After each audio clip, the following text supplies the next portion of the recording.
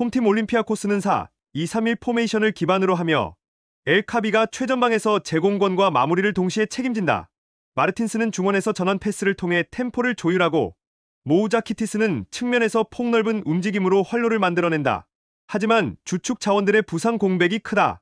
카벨라, 엔젤라키스, 프네보모니디스, 구스타보 만차, 촐라키스, 로디네이까지 이탈이 이어지면서 전체적인 전력 안정감이 떨어지고 전환 속도와 수비 집중력 모두 흔들릴 수 있다. 그래서 경기 후반으로 갈수록 체력 부담이 누적되면 대응이 늦어지고 라인이 쉽게 무너질 위험이 존재한다. 원정팀 파포스는 4-2-3-1을 활용하며 앤더슨 실바가 최전방에서 제공권과 연계 플레이로 중심을 잡는다. 드라고미르는 이선에서 전진성과 압박으로 활로를 열고 브리토와 파파드리스는 활동량으로 측면과 중원을 동시에 커버한다. 무엇보다 핵심은 오르샤다. 한때 K리그 전남과 울산에서 활약했던 반가운 얼굴로 크로아티아 대표팀 출신답게 유럽 무대 경험이 풍부하다. 오르샤는 인버티드 돌파 이후 전매 특허, 인프런트킥으로 강력한 슈팅을 시도하며 박스 근처에서 결정적인 득점 기회를 창출할 수 있다. 이러한 대인 기량은 상대가 수비에 집중하더라도 쉽게 봉쇄하기 어려운 위협 요소다. 올림피아코스는 핵심 선수들의 이탈로 인해 정상 전력을 유지하기 어려운 상황이다. 반면 파포스는 크로아티아 국가대표 경험을 지닌 오르샤를 중심으로 공격의 날카로움을 극대화할 수 있다. 특히 오르샤는 K리그에서 보여줬던 활약처럼 인버티드 돌파와 인프런트킥으로 언제든지 승부를 결정지을 수 있다. 그래서 이 매치는 파포스가 유럽 무대에서 값진 승리를 챙길 가능성이 높다. 홈팀 슬라비아 프라하 포메이션은 3-4-1-2이며 프레코프는 전방에서 제공권과 압박으로 버티지만 결정력에서 기복이 나타난다. 프로보드는 이선에서 연계와 침투를 시도하지만 압박 강도가 높아지면 볼 단수가 불안정하다. 자페이리스는 중앙에서 템포 조율을 맡지만 부상으로 이탈한 자원들이 많아 지원의 한계가 뚜렷하다. 특히 보릴, 야보르체크, 콜라르, 오구부, 보를리츠키의 공백은 수비와 중원에서 조직력 붕괴를 불러올 수 있다. 결국 플랜 A인 전방 압박과 직선적인 공격 전개가 막히면 대체 루트가 거의 없는 점이 문제다. 원정팀 보데글림트 포메이션은 4-3-3으로 호그는 전방에서 활동량과 연계는 좋지만 골 결정력은 날카롭지 못하다. 하우게는 측면 돌파와 크로스 시도로 변화를 주려 하지만 뒷공간 침투 타이밍이 흔들린다. 살트네스는 중원에서 템포를 조율할 자원이지만 부상으로 이탈해 전체적인 경기 조율력이 약화됐다. 블롬버그, 비웨르칸, 모에가 라인을 지탱하지만 빌드업 전개 과정에서 단조로움이 드러난다. 결국 점유율을 가져가더라도 세밀한 마무리까지 이어가는 과정이 답답할 수밖에 없다. 슬라비아 프라하는 핵심 전력 공백이 크고 공격 전개에서 단조로운 패턴만 반복되고 있다. 보데글림트 역시 중원 장악력 저하와 마무리 부재가 이어지고 있다. 양팀 모두 마땅한 플랜 B가 없다는 점에서 이번 경기는 치고받는 헛심, 공방 끝에 무승부로 귀결될 공산이 높다. 홈팀 파리 생제르맹 포메이션은 4-3-3이며 중원의 핵심은 파비안 루이스다. 그는 전진 침투 타이밍이 날카롭고 박스 앞 공간에서 슈팅과 패스를 동시에 선택할 수 있는 옵션을 제공한다. 덴벨레는 측면에서 폭발적인 드리블 돌파로 상대 라인을 무너뜨리고 바르콜라는 좌측에서 속도를 활용해 수비를 벌려놓는다. 이 세 명이 조합되면 파리의 공격은 측면 돌파와 중앙 침투가 동시에 살아나며 다층적인 패턴을 완성한다. 특히 상대 중원과 수비 간격이 벌어지는 순간 루이스의 침투는 곧바로 결정적인 득점 기회로 이어진다. 원정팀 아탈란타 포메이션은 3-4-3이며 전방의 스카마카가 제공권과 연계 플레이를 통해 공격의 중심 역할을 한다. 데 케텔라에르는 하프 스페이스에서 볼을 다루며 창의적인 패스를 시도하지만 압박이 강할 때는 볼 간수에서 흔들린다. 파살리치는 왕성한 활동량으로 중원을 누비지만 수비와의 간격이 벌어질 때 커버, 범위의 한계를 드러낸다. 결국 아탈란타는 경기 중간마다 수비와 미드필더 사이 공간이 크게 열리며 이 약점이 실점의 빌미가 된다. 특히 강한 압박을 받는 상황에서는 이 간격이 더욱 벌어져 상대에게 찬스를 내줄 수 있다. 파리 생제르맹은 파비안 루이스의 전진 침투와 덴벨레 바르콜라의 측면 공격을 앞세워 공격 루트를 다변화할 수 있다. 아탈란타는 수비 중원 단격이 반복적으로 흔들리며 불안정한 전술 구조를 드러내고 있다.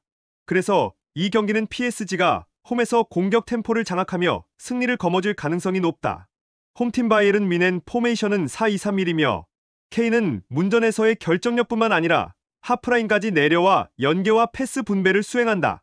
올리세는 폭발적인 드리블과 예리한 컷인, 슈팅으로 상대 수비를 계속 압박하며 순간적인 공간 창출 능력도 위협적이다. 고레츠카는 피지컬을 앞세워 중원에서 압박을 시도하지만 전환 속도가 늦어지면 빗공간을 쉽게 내주는 단점이 있다.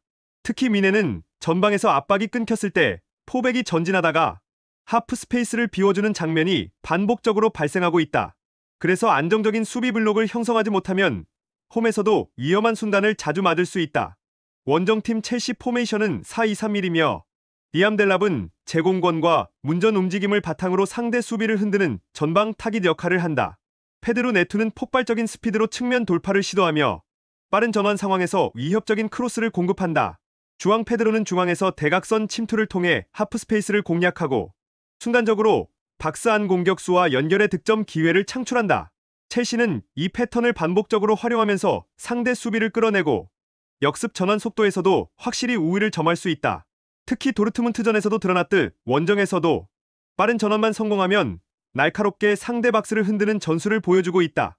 첼시는 주앙 페드로와 네투, 델랍이 전방에서 유기적으로 움직이며 상대 포백의 균형을 무너뜨릴 수 있다. 바이에른 미네는 케인과 올리세가 공격에서 위협을 가하겠지만 하프 스페이스 제어 실패가 반복된다면 실점 위험이 크다.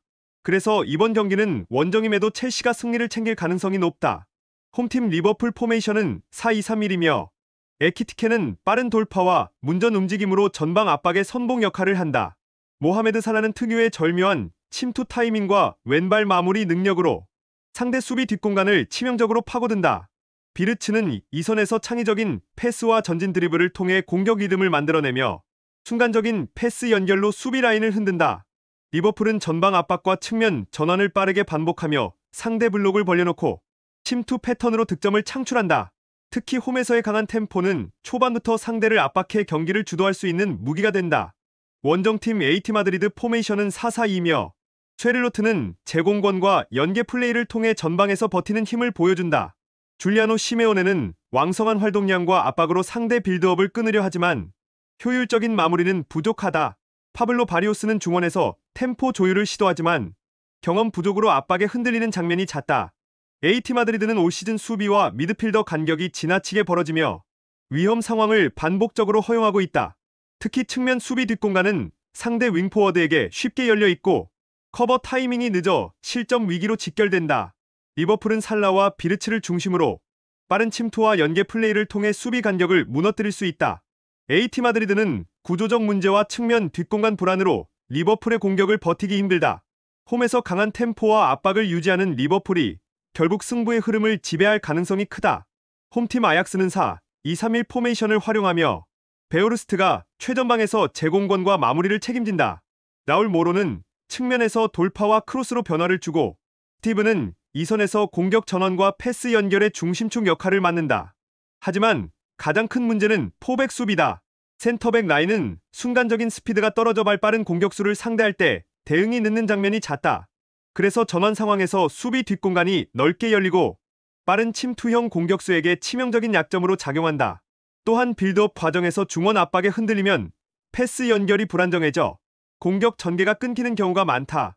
결국 아약스는 주도권을 잡기보다는 순간 집중력으로 위기를 버텨내야 하는 경기 흐름에 놓일 가능성이 크다. 원정팀 인터밀란은 3-5-1을 바탕으로 라우타로 마르티네즈와 티랑 투톱을 앞세운다. 라우타로는 순간 스피드와 공간 침투에서 세계적 수준을 보여주며 뒷공간을 파고들 때 결정적인 한 방을 만들 수 있다. 티랑은 넓은 활동 반경으로 측면과 중앙을 넘나들며 라우타로와의 호흡으로 빠른 전개를 가능하게 한다. 바렐라는 중원에서 전진성을 살리며 압박과 전환을 동시에 책임져 공격의 템포를 끌어올린다. 특히 인터밀란은 전환 속도가 빠르고 상대 수비가 반박자 늦는 순간 곧바로 찬스를 만들어내는 날카로운 팀이다. 아약스는 포백의 느린 발이 결정적 리스크로 작용하며 뒷공간 침투를 봉쇄하기 어렵다. 반면 인터밀란은 라우타로의 순간 스피드와 튀랑의 연계 플레이로 경기 내내 날카로운 공격을 이어갈 수 있다. 특히 바렐라가 중원에서 전환 템포를 높여주면 아약스는 수세에 몰릴 수밖에 없다. 따라서 이 매치는 인터밀란이 전술적 상성과 개별 기량을 바탕으로 승리를 가져갈 가능성이 높다.